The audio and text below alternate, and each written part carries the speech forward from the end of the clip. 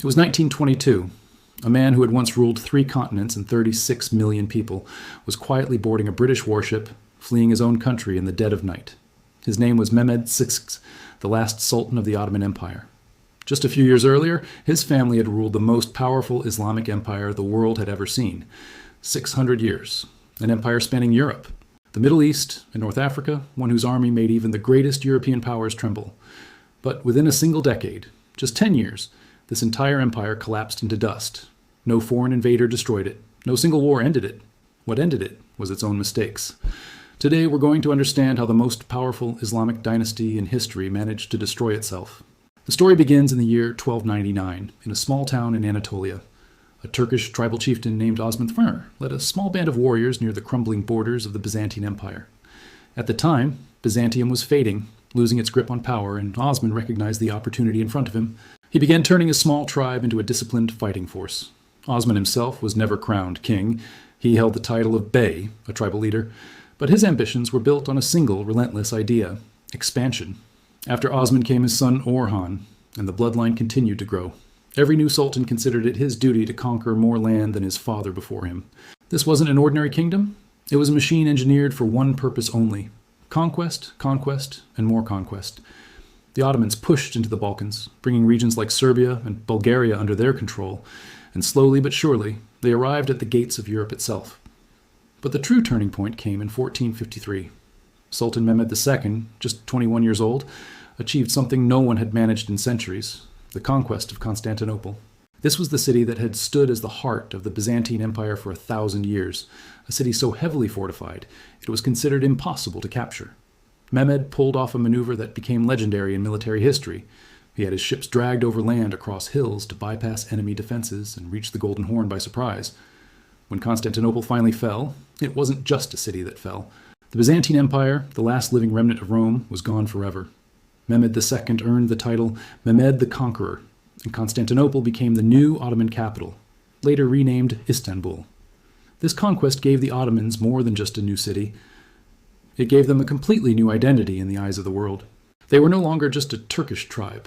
They were now a dynasty that considered itself the true heir to the Roman Empire, and one that was about to become the greatest power in the Islamic world.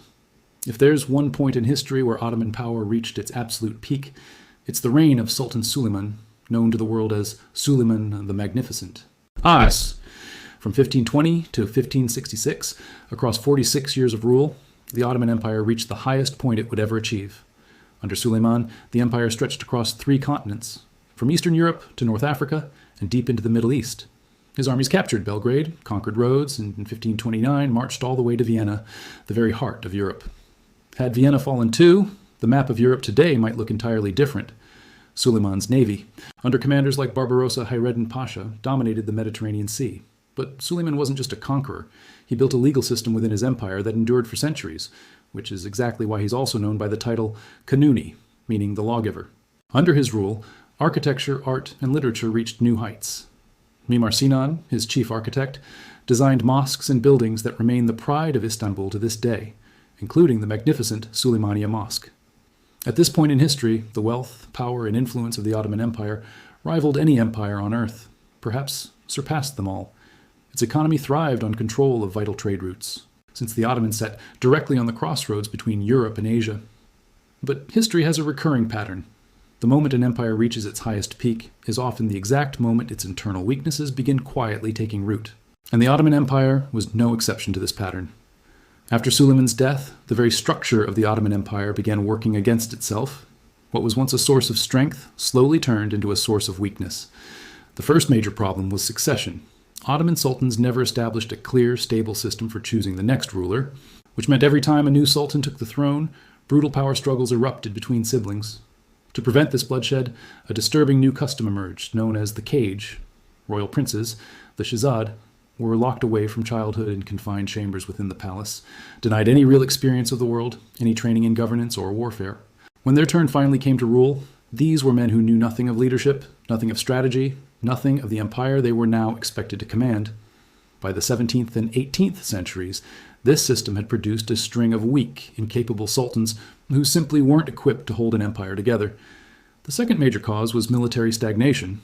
The Janissary Corps, once the most feared and disciplined fighting force in the world, gradually became a corrupt, privileged class that fought to protect its own interests and actively resisted reform.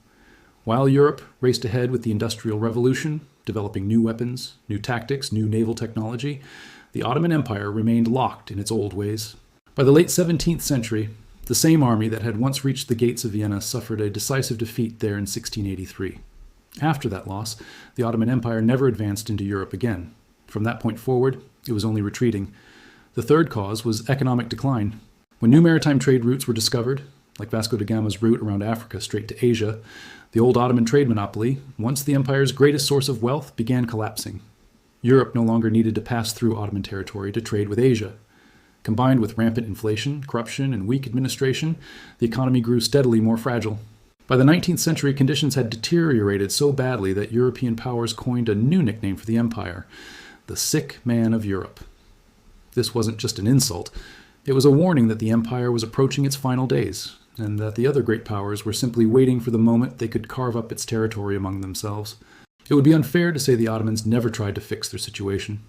Throughout the 19th century, several sultans launched a major series of reforms known as the Tanzimat era.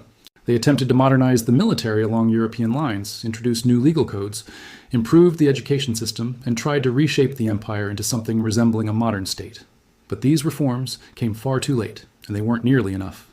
Across the empire, various ethnic groups, Greeks, Serbs, Bulgarians, Armenians, were being swept up in a rising tide of nationalism. One region after another began breaking away from Ottoman control. Greece won its independence in 1830. Serbia, Romania, and Bulgaria gradually secured their freedom as well. Every lost war, every lost territory, chipped away further at the empire's strength. At the same time, the financial situation grew steadily worse. The Ottoman government had accumulated so much debt that it began losing control over its own economic policy. In 1881, the Ottoman Public Debt Administration was established, an institution controlled by European creditors, one that directly oversaw the empire's own revenue system. Think about that for a moment. An empire once celebrated for its grandeur was now running its finances with permission from European bankers. Sultan Abdul Hamid II responded to this pressure by seizing absolute power for himself, but his harsh rule only fueled deeper resentment within the empire. In 1908, a reformist group known as the Young Turks, mostly army officers and intellectuals, forced Abdul Hamid from power. They promised to transform the Ottoman Empire into a modern constitutional state.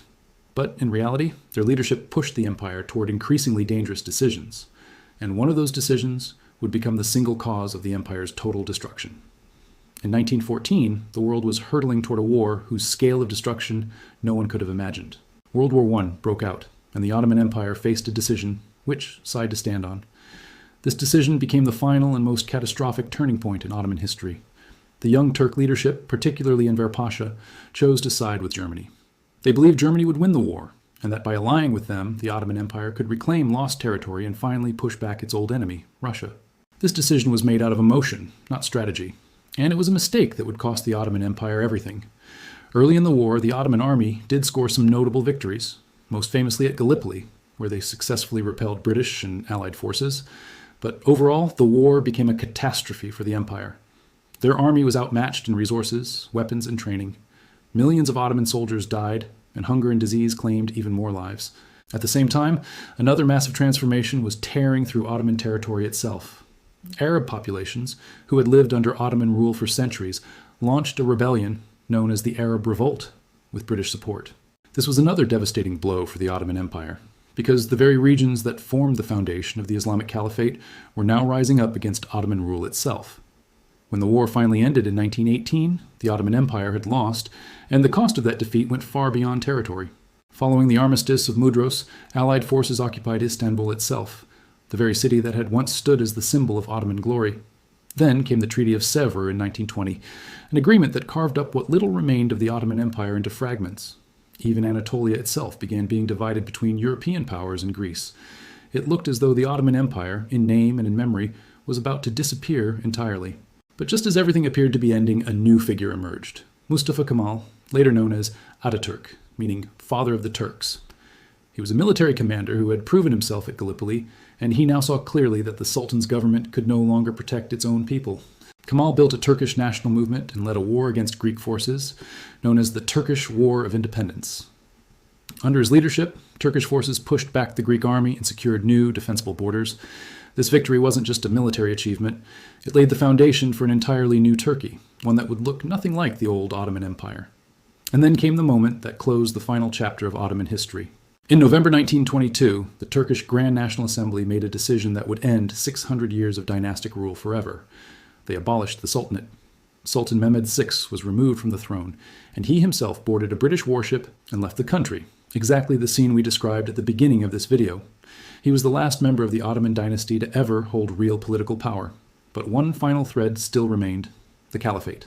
Even after the Sultanate was abolished, a member of the Ottoman family, Abdülmecid II, was given the title of Caliph, a symbolic spiritual leadership role recognized across much of the Islamic world.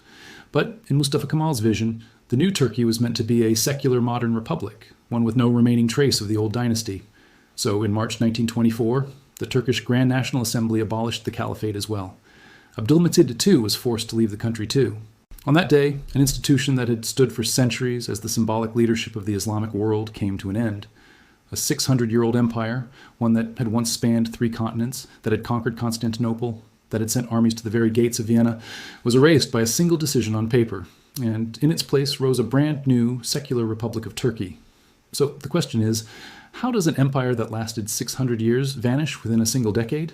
The answer isn't simple, but the pattern is unmistakable. The first lesson: no empire, no matter how powerful, can survive if it stops adapting to the world around it. The Ottoman Empire took centuries to modernize its military and economy, while Europe was racing ahead at breakneck speed. The second lesson: internal division is more dangerous than any external enemy. Rising nationalism within the empire, corrupt leadership, and a broken succession system hollowed out the Ottoman Empire from the inside, long before any outside force finished the job. And the third lesson: a single catastrophic strategic decision, like choosing the wrong side in World War I, can erase centuries of accumulated power in just a few short years. The Ottoman Empire gambled 600 years of history on a decision that was made without careful thought or strategy. Today, when we look at the mosques of Istanbul, when we hear the legends of Suleiman the Magnificent, we should remember something important. Even the greatest empires in history meet the same fate as any fragile system. Without internal reform, external power means nothing in the end. The story of the Ottoman Empire teaches us something far beyond history. It shows us that the true test of any power, any dynasty, any system, is how well it adapts to a changing world. If you enjoyed this video, hit subscribe, and let us know in the comments, which empire's downfall should we explore next?